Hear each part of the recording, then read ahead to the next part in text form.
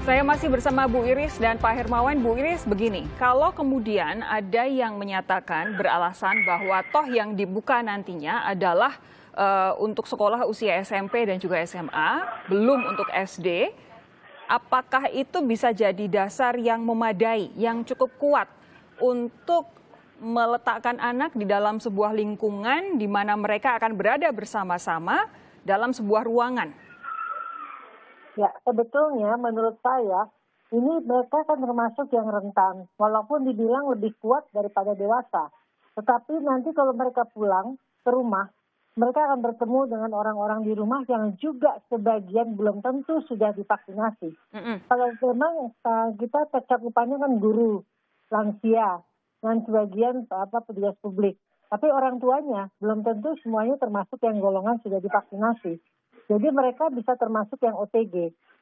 Dan kita tidak mungkin juga melakukan swab antigen misalnya setiap kali. Mungkin testing bisa dilakukan sesaat, minggu sekali. Tapi kalau tiap hari kan juga biaya besar. Jadi biaya untuk penularan menurut saya itu masih bisa terjadi untuk saat ini.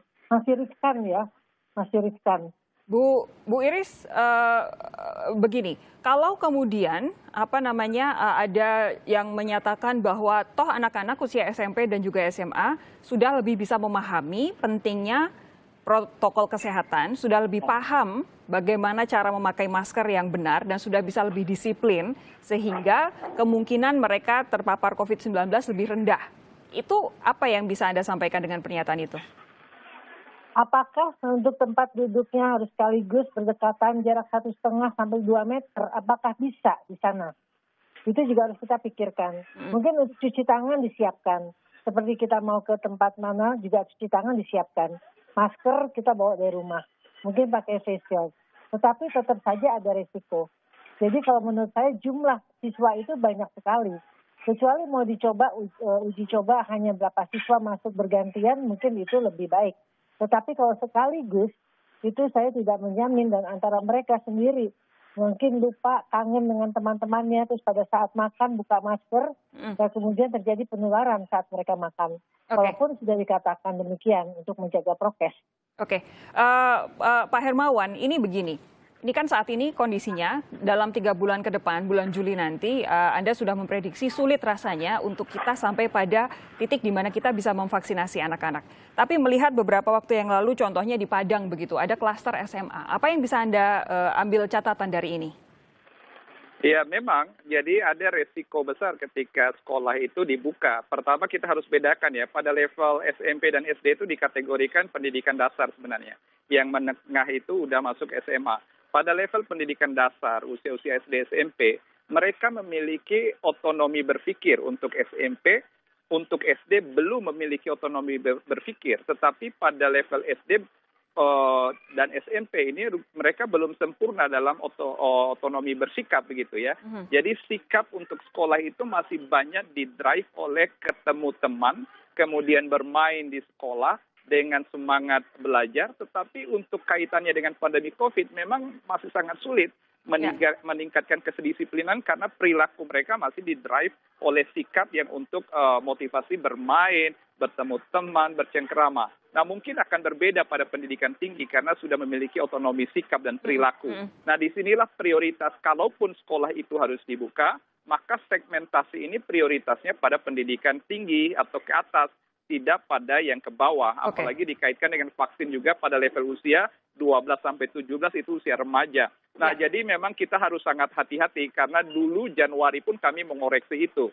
Kami dari IAKMI ketika dulu di awal Januari SKB 4 Menteri mau membuka sekolah, kami mengkritik ini karena juga kaitannya dengan grafik capaian angka-angka insiden dan prevalensi yang masih fluktuatif. Sekarang juga masih sama. Nah, artinya hal-hal seperti ini sangat dinamis. Seiring dengan perkembangan kita pada bulan Mei, dan jangan lupa di bulan Mei nanti kita ada Idul Fitri, Lebaran, dan mungkin ada potensi mobilitas yang tinggi sebelum dan sesudah Lebaran.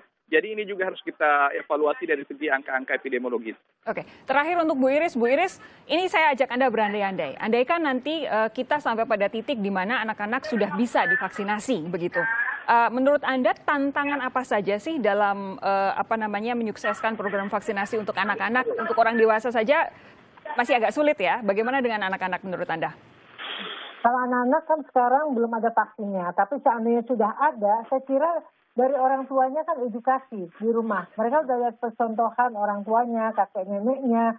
Saya kira mereka sudah disiapkan dari sekarang. Edukasi kepada anak-anak, remaja, SMP, SMA, maupun perguruan tinggi, perguruan tinggi saya kira sudah masuk ke vaksinasi ya, karena usianya banyak yang 18 tahun ke atas. Tapi yang usia SMP, SMA, edukasi dari sekarang. Saya kira juga akan menjadi kesulitan bila mana mereka melihat orang tuanya juga sudah divaksinasi. Oke, Bu Iris, Pak Hermawan, terima kasih sudah bergabung bersama kami di Sapa Indonesia Malam. Sehat terus, kita jumpa lagi lain waktu. Sehat selalu, Mbak Sofi. Baik, salam sehat. Halo sahabat Kompas TV, saya Ihsan Sitorus, presenter program Saksi Kunci Kompas TV.